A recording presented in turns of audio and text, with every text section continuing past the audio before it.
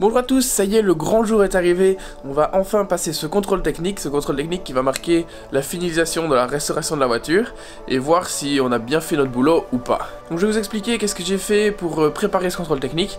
Donc une fois que j'ai fini la série de vidéos que vous avez vues sur ma chaîne, j'ai continué à restaurer la voiture, donc j'ai remis les ailes, je vous avais pas montré en vidéo, les deux ailes sur le côté de la voiture. Ensuite on a fait toutes des petites finitions, enlevé des autocollants, remis des vis qui manquaient, enfin bref, toutes des choses qui prennent pas beaucoup de temps, mais une fois qu'on les cumule, ça prend énormément de temps. On a aussi fait une visite chez le garagiste, et là on a fait plusieurs choses.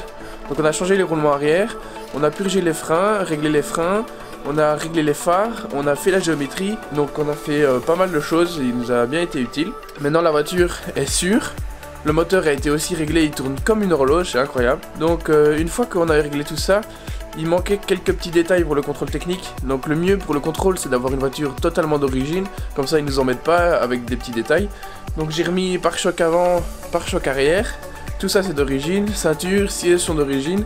J'ai remis les sièges d'origine comme vous voyez, il y a plus de chances qu'ils passent avec ces sièges là qu'avec les sièges qu'on avait mis. Donc voilà, c'est à peu près tout ce que j'ai fait sur la voiture. Donc il y a eu beaucoup d'heures dessus et j'espère que ça va passer. Donc c'est parti, on fait chauffer la voiture et puis on va au contrôle technique.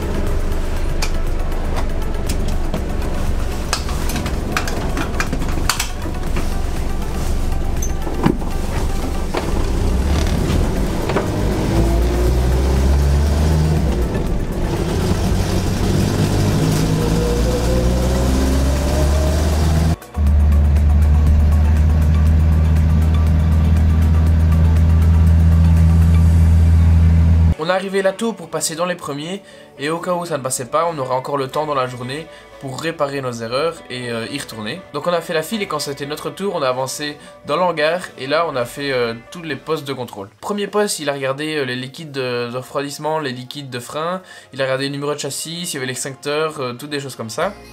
Il a aussi regardé malheureusement si la batterie était bien fixée. Donc notre batterie, elle est posée sur le support et elle est tenue, elle ne peut pas bouger dans son plan, mais par exemple si on fait des tonneaux, à ce moment là la batterie peut se déloger et aller faire des courts-circuits. Donc c'est ça qu'il regardait et notre batterie n'était pas attachée, donc malheureusement c'est pas passé et ça a été mis dans les erreurs critiques, donc on devait d'office repasser le contrôle après avoir fait ça. Mais c'est pas grave, on a quand même continué. Après avoir regardé sous le capot, on a continué à l'autre poste et à l'autre poste il regardait les phares. Donc on a testé les phares, clignotant gauche, feu de route, feu de croisement. Et là on a un petit souci au feu de route mais rien de grave, donc le reste des phares c'était nickel. En Belgique il faut aussi obligatoirement un feu anti-brouillard et on l'avait rajouté, feu anti-brouillard avec témoin, donc ça c'est passé. Ensuite on est passé au troisième poste, il vérifiait les amortisseurs et là ça a été un petit peu la catastrophe. Il a testé d'abord les amortisseurs avant, donc c'est une plateforme qui vibre comme ceci et ça permet de voir l'état des amortisseurs et on voyait en direct les courbes sur l'ordinateur. Et les courbes sur les autres voitures étaient plus ou moins droites, elles descendaient un petit peu. Et nous, ça a été l'hécatombe. Notre courbe, elle a chuté d'un coup. Donc on a vu que c'était pas super bon. Donc les amortisseurs avant, il a dit c'est pas top, mais je peux vous laisser passer comme ça. Et ensuite on a essayé les amortisseurs arrière. Et là c'était la catastrophe, ça a chuté énormément. Toute la voiture tremblait, c'était un peu bizarre. Donc là ça passait pas du tout, il nous a dit je suis désolé mais les amortisseurs ça va pas du tout. Donc ensuite on est passé au dernier poste, là ils mettent la voiture sur le pont et on peut regarder en dessous ce qui se passe. Donc on a regardé avec le gars, on a demandé pourquoi ça n'allait pas nos amortisseurs. Et il a bien vu qu'ils n'étaient pas du tout assez vissés.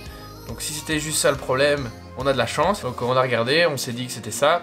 Et on allait corriger ça et revenir après. Le compte rendu qu'on a eu, c'est amortisseur passe pas, les 4 ne passent pas assez vissés. Et la batterie pas assez fixée. Donc il y a juste ça qui n'allait pas.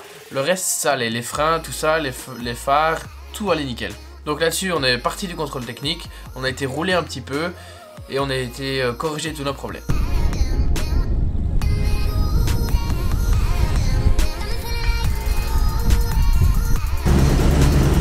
Les restos ça passe très bien pour moi.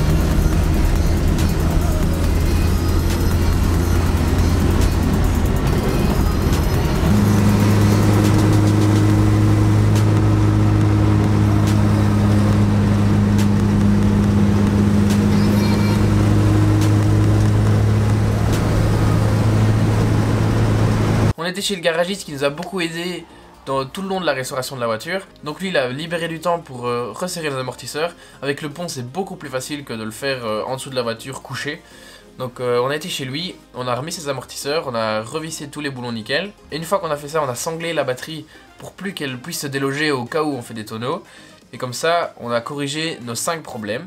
Après ça, on est retourné faire la file au contrôle.